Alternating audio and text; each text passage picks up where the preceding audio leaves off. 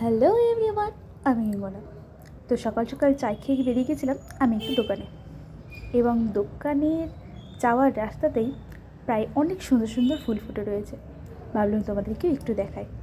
তারপর বাড়ি ফিরে এসে দেখছি যে মায়ের পুজো সারা হয়ে গেছে। মা একটুখানি কীর্তন শুনছে। তারপরেই আমি স্নান করতেও চলে গেলাম।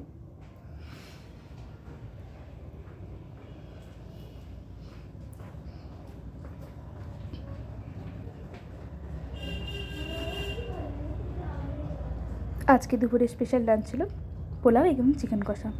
তারপর খাওয়া দাওয়া করেই আমি আর মা দুপুরবেলা বেরিয়ে গেছিলাম ঘাটের উদ্দেশ্যে।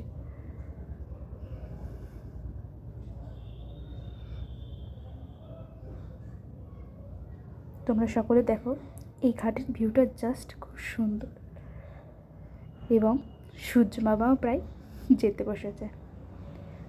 তারপরে চলে গেছিলাম আমরা ঘাটের মন্দিরে। তো আমার এই ব্লগ